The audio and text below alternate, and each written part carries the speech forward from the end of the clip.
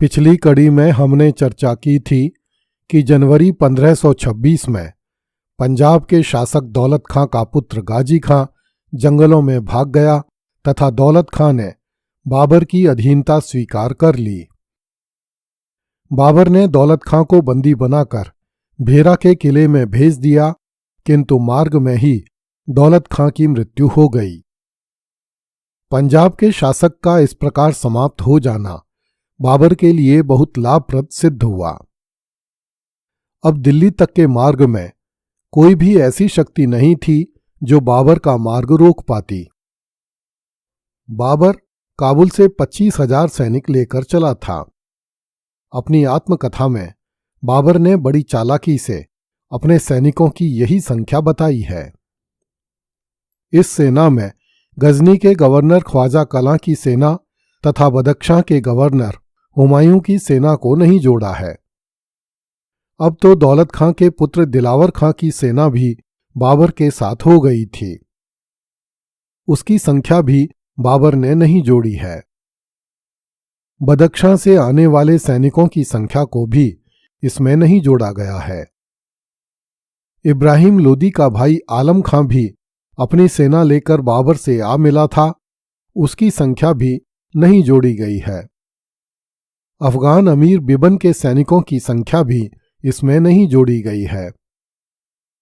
इस दौरान बाबर के मामा सुल्तान अहमद चगताई के पुत्र अपनी सेना लेकर बाबर की सेवा में आ गए थे, उन सैनिकों की संख्या भी नहीं जोड़ी गई है। दूसरी ओर बाबर ने इब्राहिम लोदी के सैनिकों की संख्या 1 लाख बताई है, जबकि कुछ समय पहले ही इब्राहिम लोदी तथा उसके अमीरों के बीच भयानक संघर्ष हुआ था, जिसमें कई हजार तुर्की सैनिक मारे गए थे। इसलिए इब्राहिम के पास मुट्ठी भर सैनिक ही बचे थे, जिनमें ग्वालियर का राजा विक्रमादित्य तोमर प्रमुख था। संभवतः संख्याओं के गड़बड़ झाले से बाबर यह दिखाना चाहता था कि उसने बहुत कम सैनिकों के बल पर 1 लाख सैनिकों को परास्त कर दिया। बाबर ने लिखा है कि इब्राहिम लोदी के अमीरों एवं वजीरों के हाथियों की संख्या 1000 थी, जबकि बाबर के पास एक भी हाथी नहीं था। बाबर के वजीरों के हाथियों की संख्या 1000 होने की बात भी नितांत गलत है। जब बाबर की सेना सरहिंद के निकट करनाल पहुंची तो एक व्यक्ति बाबर की सेवा में उपस्थित हुआ। उसने स्वयं को इब्राहिम लोदी का दूत बताया। उसके पास इब्राहिम का कोई पत्र तो नहीं था, किंतु उसने बाबर से निवेदन किया कि मेरे सुल्तान ने कहलवाया है कि आप अपना दूत मेरी सेवा में भेजें। इस पर बाबर ने अपने कुछ आदमी उसके साथ भेज दिए। जब ये लोग इब्राहिम लोदी के पास पहुंचे तो इब्राहिम लोदी ने उन्हें बंदी बना लिया। इससे स्पष्ट है कि जो व्यक्ति स्वयं को इब्राहिम का दूत बता रहा था वह झूठ बोल रहा था। इस झूठ के पीछे उसका क्या उद्देश्य था, इसका पता नहीं चलता। 25 फरवरी 1526 को कित्ता बेग बदख्शां की सेना लेकर अंबाला में बाबर से आ मिला। बिबन नामक एक अफगान भी अपनी सेना लेकर इसी स्थान पर बाबर की सेना से आ मिला। वह बाबर की तरफ से लड़ने के लिए आया था। बाबर ने लिखा है कि ये अफगान बड़े गंवार तथा मूर्ख थे। बाबर ने ऐसा इसलिए लिखा है कि बाबर के समक्ष कोई बैठने की हिम्मत नहीं करता था, किंतु बिबन ने बाबर के समक्ष बैठने की अनुमति मांगी। बाबर ने बिबन की असभ्यता की अनदेखी करके उसकी बात का जवाब नहीं दिया। बाबर ने लिखा है कि बिबन को इतना भी ज्ञान नहीं था कि दिल्ली के सुल्तान इब्राहिम लोदी का भाई अलाउद्दीन खां और पंजाब के शासक दौलत खां का पुत्र दिलावर खां भी मेरे समक्ष अदब से खड़े हुए थे। जब बाबर करनाल में ठहरा हुआ था तब हुमायूं को हमीद खां नामक किसी तुर्क सरदार के विरुद्ध अभियान करने भेजा गया। हुमायूं ने हमीद खां की सेना को परास्त कर दिया तथा 100 सैनिकों को बंदी बना लिया। हुमायूं ने हमीद खां के 7-8 हाथी भी पकड़ लिए। जब हुमायूं ने इन 100 बंदियों को बाबर के सम्मुख प्रदर्शित किया तो बाबर ने आदेश दिया कि इन सभी को एक मैदान में खड़े करके बंदूक से गोली मार दी जाए। बाबर के आदेश की पालना की गई। संभवतः बाबर भारत वालों को यह संदेश देना चाहता था कि बाबर का सामना करने की हिम्मत नहीं करें, क्योंकि बाबर के पास ऐसे शस्त्र हैं जो भारतीयों ने पहले कभी देखे भी नहीं हैं। इसके बाद हुमायूं को हिसार पर आक्रमण करने भेजा गया। हिसार तथा उसके आसपास से हुमायूं को काफी धन प्राप्त हुआ। हुमायूं ने यह धन बाबर को समर्पित कर दिया। बाबर ने हिसार विजय के लिए हुमायूं को 1 करोड़ रुपए पुरस्कार स्वरूप प्रदान किए। हिसार विजय के बाद बाबर की सेना करनाल से चलकर शाहाबाद पहुंच गई, जो अब हरियाणा प्रांत की थानेश्वर तहसील में स्थित है।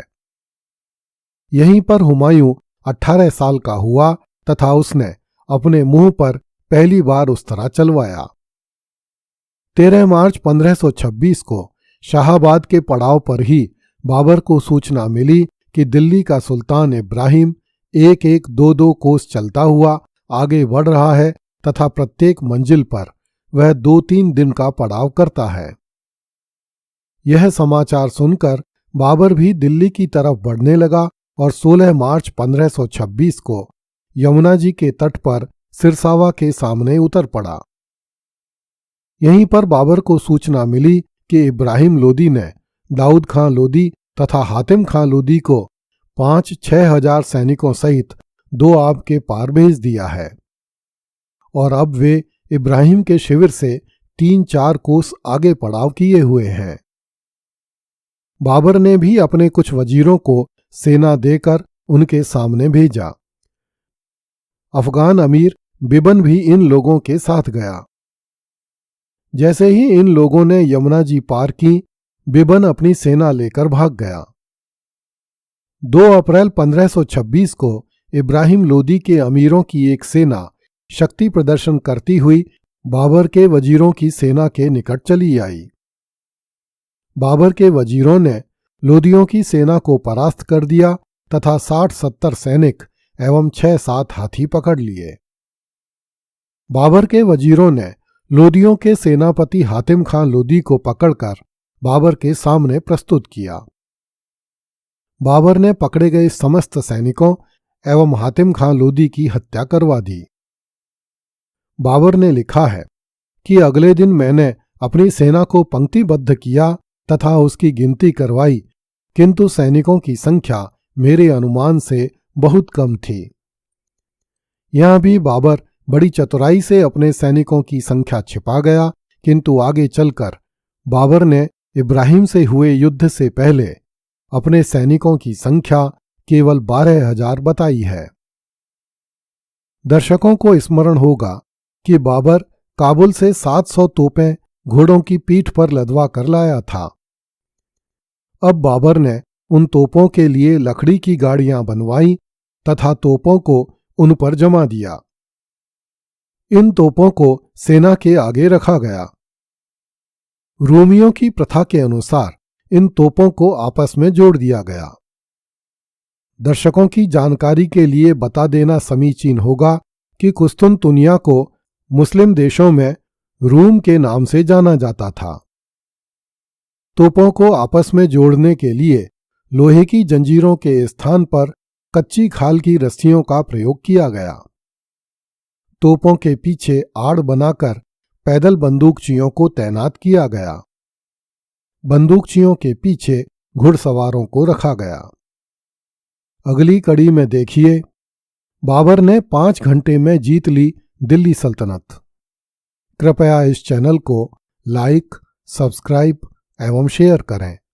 धन्यवाद।